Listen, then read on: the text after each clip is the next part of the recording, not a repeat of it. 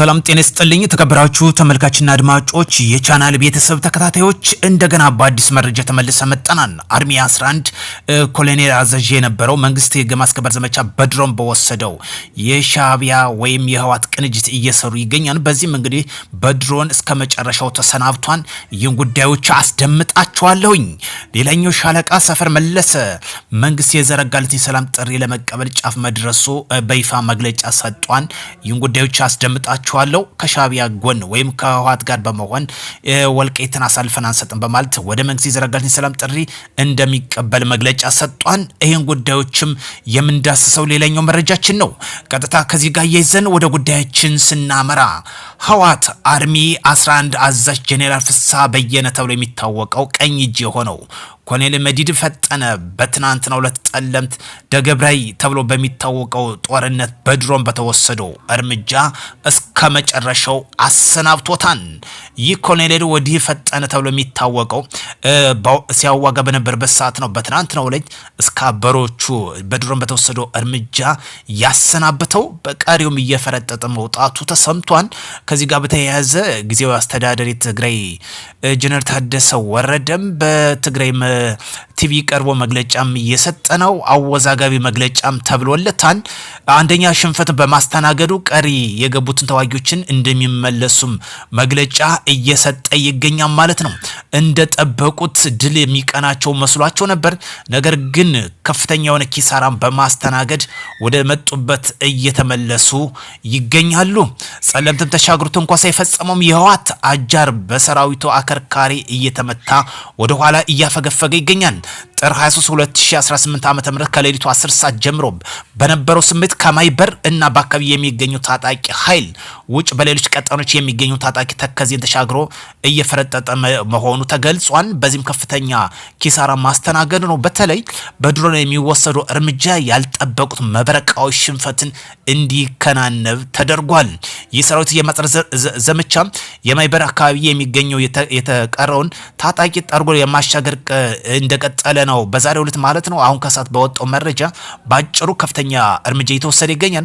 በተለይ ትግራይ ነጻ መሬት ከሀገር መከላከያ ሰራዊት ጋር በመቀናጀት እንዲሁም ተከዘቦች ጋር የሚወስድ እርምጃ ከፍተኛ ኪሳራ እንዲያስተናግድ አድርጎታል።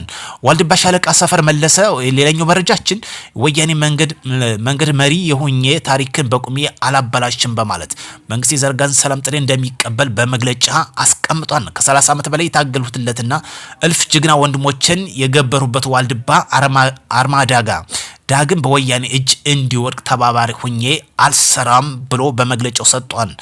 በተለይ ሻለቃ ሰፈር መለሰ በፋኖ ዋና መሪነት ሲሰራ የነበር ነው።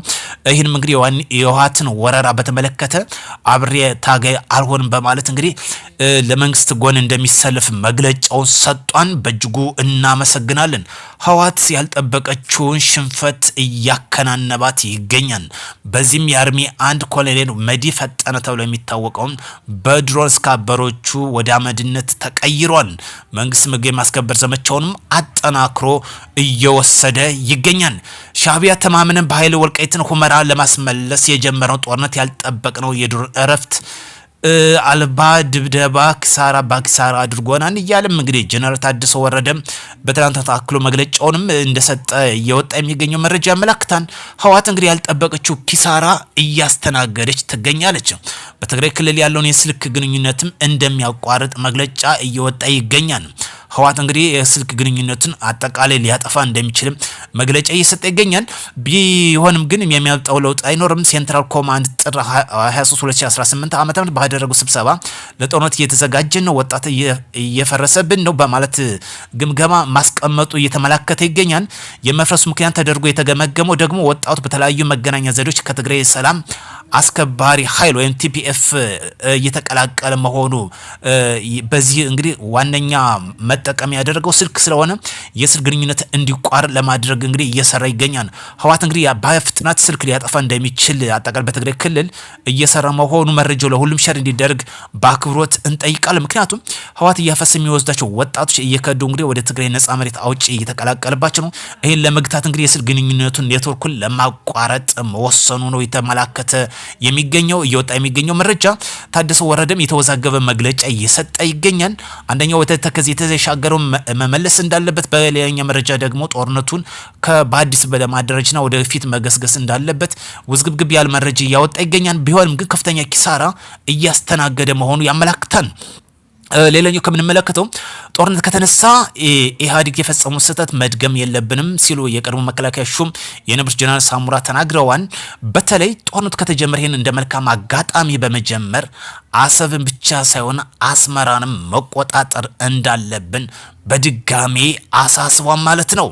ይህ ጀነራል እንግዲህ ህወሓት የሰራቸውን ስህተት ዛሬ መድገም የለብንም፣ ጦርነት አይጀምር፣ ከተጀመረ ግን አሰብ ብቻ ደርሰን መመለስ የለብንም ይላል።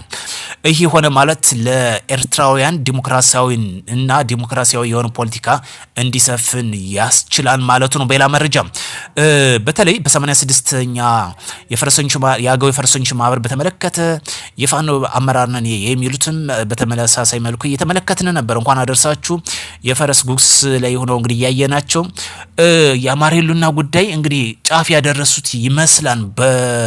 በሶሻል ሚዲያ በሚደረግ ትግል ይሄ አይደለም ዋነኛ ቁም ነገሩ። መንግስት ያቀርብን የሰላም ጥሪ መቀበል መደራደርና የወልቃይትን ጉዳይ ማስጠበቅ ነው። ጫካ ለጫካውን ፈረስ ላይ የምናሳየው ሾው መሬት የወረደ አይደለም። ህወሓት እንደ ትናንት ነው ሚቀናት መስሎ በወልቃይት ላይ የጀመረችው ትንኮሳ ያልጠበቀው መብረቃዊ ኪሳራ በማስተናገድ ወደ መጣበት እንዲፈረጥጥ አይነተኛ ሚና ተጫውቷል። አንድ ነገር እዚህ ጋር ማሳሰብ ፈልገው ሰሞኑን እንግዲህ በህወሓት ባደረገችው ትንኮሳ ከፋኖ አመራር ወይም ሊቀመንበር የሚባሉ ዘመን ካሴ አንድ መግለጫ አለመስጠቱ በይፋ እንግዲህ ከህወሓት ጋር እየሰራ መሆን በብዙዎች ዘንድ ትችትም እያስነሳ ይገኛል። በተለይ ፋኖ ደጋፊዎች ከፍተኛ ኪሳራ ወይም ውድቀት የአማራ ውድቀት ነው እያሉት ይገኛል። በሶሻል ሚዲያም እየወጣ ይገኛል። ምክንያቱም ይህ ትግል የተጀመረው ወልቃይትን የማንነታችን ጉዳይ በሚል ነበር። ነገር ግን በዝምታ መመልከቱ አብሮ ተባባሪነትን ያሳያን እየተባለ ይገኛል። ደግሞም በግልጽ የሚያሳይ ጉዳይ ነው። አንድ መግለጫ ለመስጠት ለህወሓት አብሮነትን የሚያመላክት ነው። ሰላም ለሀገራችን ያድርግ። ጦርነት ለማንም አይበጅም፣ አይጠቅምም። ህወሓትም እየተንኮታኮተ በራሱ በለኮሰው ሰዓት ይገኛል። ለዚህ ደግሞ የአፍሪካ ህብረት ያወጣለትን መግለጫ በሙሉ ልብ እንደተቀበለ አንዱ ማሳያ መንገድ ነው። ሳምንት በማይሞላ ውስጥ ለድርድር ፈቃደኛ መሆኑ ምን ያህል ከፍተኛ ሽንፈትን እያሳየ እንደሆነ ያመላክታል። ሰላም የሀገራችን ያድርግ። በሌላ መረጃ እስክንገናኝ መልካም ጊዜ እንዲወላችሁ ከወዲሁ እመኛለሁ።